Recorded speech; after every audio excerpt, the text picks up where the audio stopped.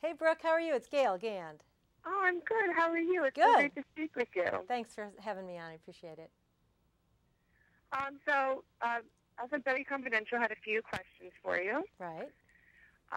So we know you attended culinary school, and we were wondering what made you choose to be a pastry chef specifically, and how you think it's different from being any other type of chef. Well, I think being a pastry chef is actually a little more like being an accountant or a chemist or a scientist versus being a regular chef, which, things are a little looser. And I'm sort of precise. I like to work with ingredients and see how they react. So that was what drove me, I think, a little more towards pastry, but also the craftsmanship and the artistic expression that you can get through pastry. Right, right. Would you say it's easier or harder, do you think? I think it's probably harder only because it's a more disciplined kind of art form. It has a lot more rules that you need to follow, the rules of physics, for instance. So I think it's a little bit harder and a little more, more precision involved, so a little more persnickety. Right. Okay. We're also wondering what it was like when you baked with the Julia Childs on 2 episodes of Baking with Julia. Well, first of all, I felt very short that day. Julia was like 6'4", or so it felt. And luckily, Oh, wow. she had a spinal curvature at the time, so that brought her down a little. But if you go look at the website and see our shows that we did together, sort of the Mutt and Jeff show, where she's towering over me, and I'm this sort of very demure, shy, quiet little one, teaching Julia Child. So you can imagine what a daunting concept that is. But we were working with phyllo, and she had never worked with it before. And she said, I can't wait to learn about phyllo, whatever that stuff is, from you. And I thought, learn about it from me. And it was a funny day in my life where sort of the mentor became the mentee and vice versa. Right. Yeah. Yeah. We'll definitely have to check that out. Yeah.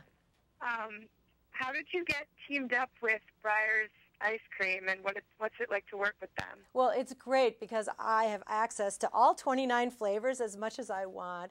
But Oh, wow. they came to me and said, we want to do this ice cream contest. We want to do, it's called the Sunday Scoop Off. And we want to find the ultimate ice cream sundae from across America, getting families to have fun together, creating ice cream sundaes. So they asked me to create a few of my own, which you can go to their website at breyers.com and see 4 different sundaes I came up with. And we'll do a couple of them here in a minute.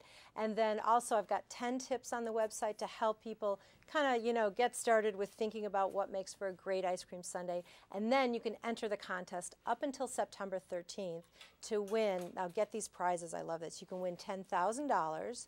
You also get a trip to Chicago and a cooking class with me, plus a year's supply of free Breyers all natural ice cream. So I don't know Wow. which prize is the better one, but all of those I would love to have. Yeah, that all sounds pretty amazing. So can I show you one of the recipes I did for it? Really simple, really easy, absolutely. really fun. These are ice cream lollipops. So you just take a lollipop stick, or this is like a popsicle stick that are easy to find, and pre-freeze some balls of ice cream. I've got some chocolate chip cookie dough ice cream here, which now has like more chocolate chip cookie dough in it than ever before. And you're just going to pre-freeze them, stick that stick right into the ball of ice cream, and then I'm going to dip it in that hard chocolate coating magic shell that just hardens really fast. So I'm just spinning it in there. And it came off the stick for a second. But you're going to take it out. Let's try another one. Let's do that one more time. They sat out while we were talking, so they're not as hard as I want them to be. So we're just going to dip and swirl. There we go. Now, you want that to harden, but at the same time, if you want to do some decorating before it hardens, you can just dip it in some kind of chocolate jimmies, or if you've got, cookie crumbs or chocolate nibs if you really want to dress them up. And this fast, like as we're talking, this chocolate is setting and it's done. So you can put them back in the freezer to hold them, or you can go ahead and serve them, one at a time if you're making them for your kids or making them for your family. You could do a Right. big bunch of them though too, and just decorate them all different ways and use them for a party by sticking them in, a watermelon that you've taken the peel off of, or styrofoam cone, or whatever you want to use to kind of anchor those babies in. Oh, that sounds delicious. Aren't they fun? Can you think of Yeah. like 17 different ways to decorate them? And if you want, you can use other colors of magic shell. So you could drizzle it with pink and a fork, or, use butterscotch on top of it, anything. They're really a great project, and you can do it with your kids, and they'll think up stuff that you never thought of. I usually use my kids as the way to, expand the concept, because they just go beyond what you're thinking. It's true. There's so many different options. Yeah, yeah. Do you want to see another one? Another nice sundae? This is a little more upscale. So this is a coffee sundae, kind of for grown-ups. And, would be a great sort of after-dinner sundae that's quick to bring together. I've got some Breyer's all-natural coffee ice cream here, and I'm going to do these little mini sundaes. So I've got a small glass. You can look for, a demi-tasse or just a little teacup that you've got. And what I do is I go in the cupboard and look for whatever is the dustiest, because that means I haven't used it in a while. So that means it'll be new to my guests and kind of inspire some new things. Just take 2 scoops of coffee ice cream and go right in. And one of the little tips I give, if you want like perfectly round ice cream balls, you can dip your scoop in hot water in between scooping if you want like, photo perfect, picture perfect stuff. Now I've just made some caramel sauce, and the recipe's on the website at breyers.com to make the caramel. It's just sugar and water that we cook together with a little bit of cream, and then I add some fleur de sel, which is makes it into a salted caramel. And then if you want, you can even sprinkle a little bit of that fleur de sel. It's a really coarse-grained salt that's just beautiful. Just sprinkle a little bit of that on. So we've got sort of a salt and sweet contrast going.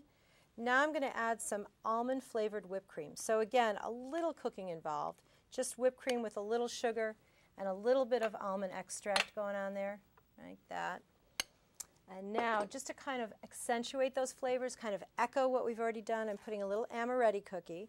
So that's an almond-flavored cookie that's crunchy.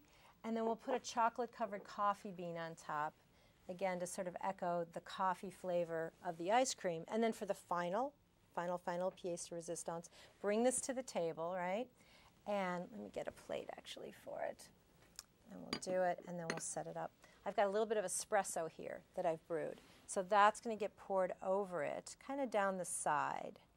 So you've got the temperature contrast of freezing cold but smooth, luscious ice cream, hot espresso, and then you've got, again, sort of creamy texture of the whipped cream and the ice cream, but the crunch of the amaretti cookie and then that coffee bean when you crunch into that. So nice contrast in temperatures and nice contrast in textures as well. And really elegant little dessert, which you saw took me about 45 seconds to make. So fast. Yeah, super fast.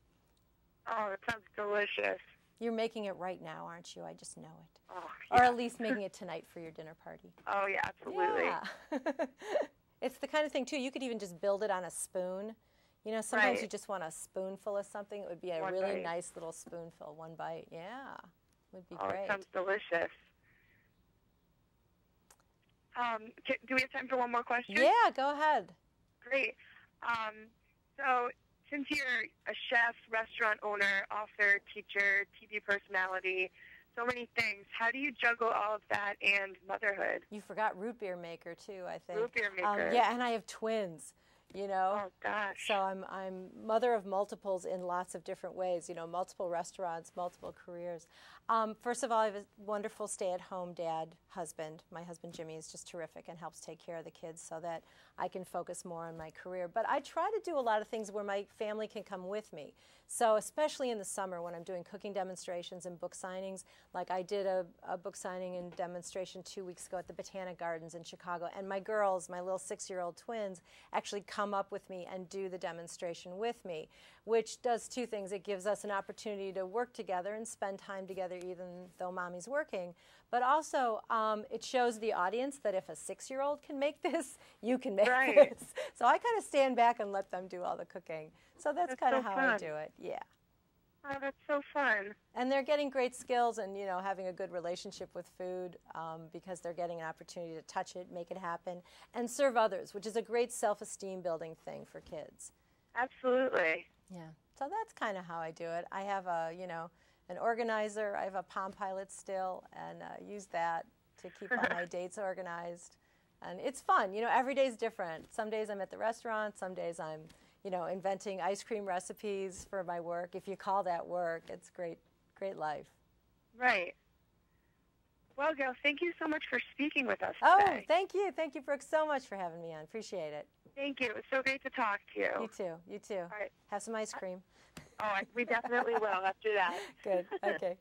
Have a great day. You too.